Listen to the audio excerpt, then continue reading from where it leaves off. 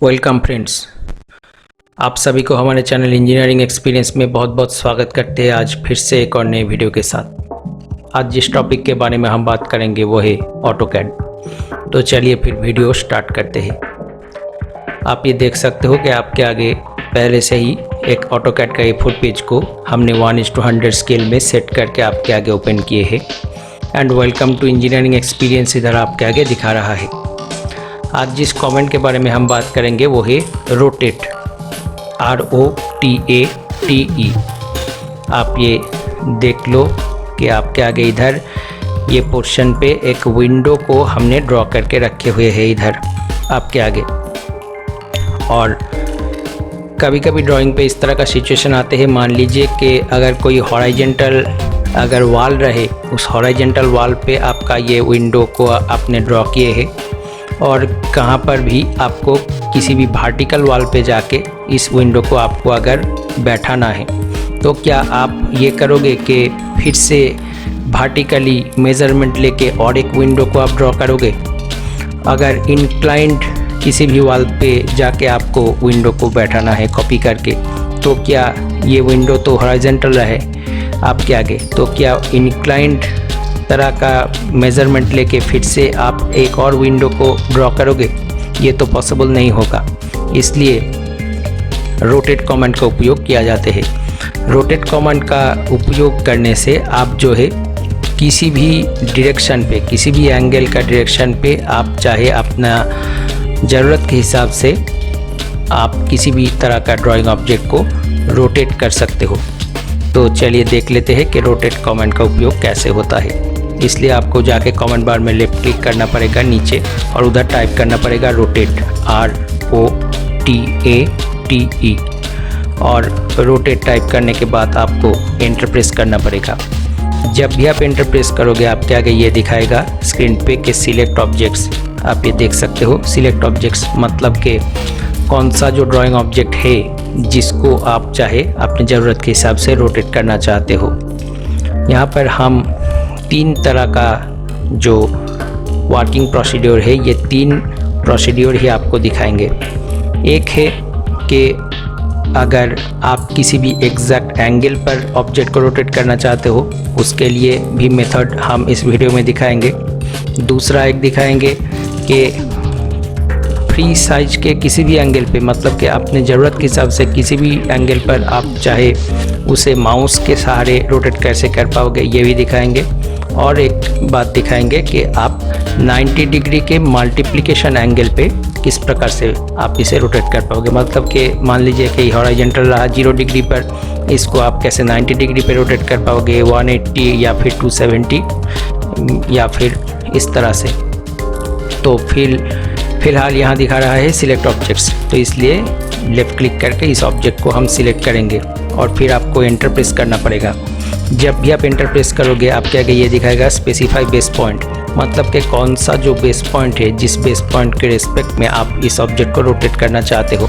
मान लीजिए कि हमारा यहाँ पर जो ये पॉइंट रहा, इस जहाँ पर माउस कर्सर को हमने रखे हुए हैं, इस बेस पॉइंट के रिस्पेक्ट में हम इस ऑब्जेक्ट को रोटेट करना चाहते हैं और एक एग्जैक्ट 30 डिग्री एंगल पर। तो तब जाके आपको इस बेस पॉइंट के ऊपर लेफ़्ट क्लिक करना पड़ेगा और तब ये दिखाएगा स्क्रीन पे कि स्पेसिफाई रोटेशन एंगल, और तब जाके यहाँ पर आपको 30 टाइप करना पड़ेगा। आप ये देख सकते हो कि स्पेसिफाई रोटेशन एंगल, और यहाँ पर आपने 30 टाइप किया और आपको एंटर प्रेस करना पड़ेगा। जब भी आप एंटर प्रेस करोगे आप ये देख सकते हो कि ये जो विंडो है ये 30 डिग्री एंगल पर नए एक डायरेक्शन पर रोटेट हो चुके हैं। तो कुछ इस प्रकार से आप एग्जैक्ट एंगल पुट करके उसी एंगल पर अपने ऑब्जेक्ट को रोटेट कर सकते हो। हम फिलहाल Ctrl+Z प्रेस करके अनडू कर लेते हैं। अब हम आपको दिखाएंगे कि फ्री साइज के किसी भी एंगल पर आप कैसे रोटेट कर पाओगे। इसलिए फिर आपको कमेंट बार में जाके लेफ़्ट क्लिक करना पड़ेगा और ROTATE रोटेट आपको टाइप करना पड़ेगा और एंटर प्रेस करना पड़ेगा। फिर से वही बोलेगा सिलेक्ट ऑब्जेक्ट्स, तब जाके आपको लेफ़्ट क्लिक करके इस ऑब्जेक्ट को सिलेक्ट करना पड़ेगा और एंटर प्रेस करना पड़ेगा।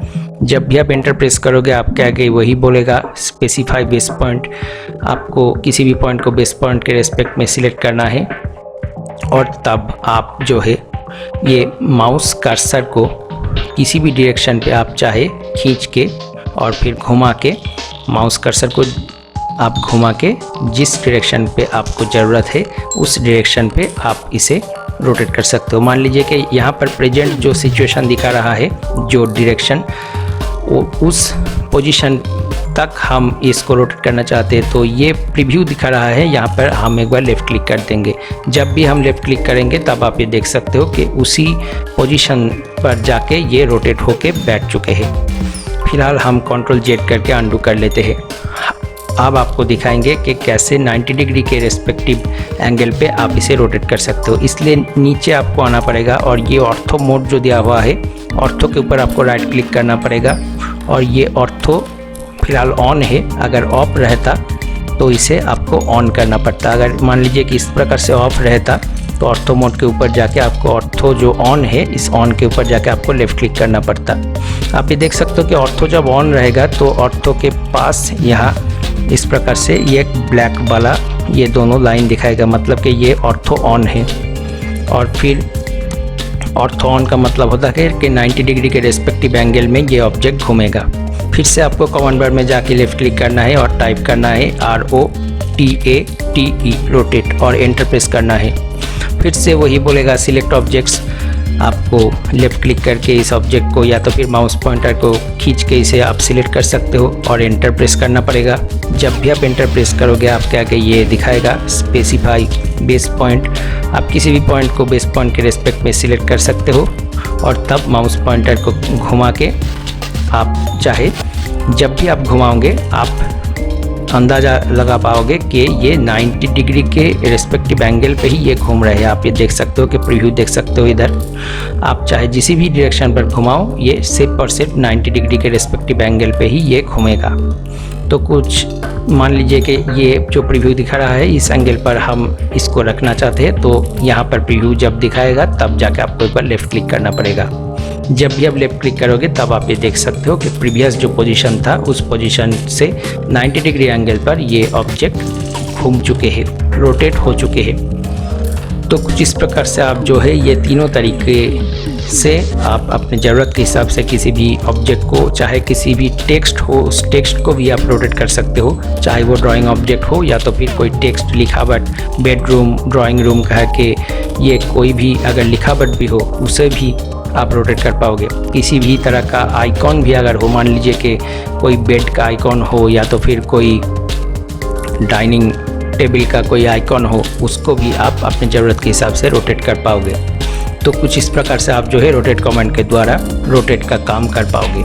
यही था वीडियो में। वीडियो देखने के लिए आपको बहुत बहुत धन्यवाद। अगर ये वीडियो पसंद आए तो एक लाइक करना, शेयर करना और चैनल को हमारे सब्सक्राइब करके बेल आइकन को जरूर दबाना ताकि आने वाले वीडियो का नोटिफिकेशन आप तक पहुंच सके। हमारे साथ रहना। धन्यवाद।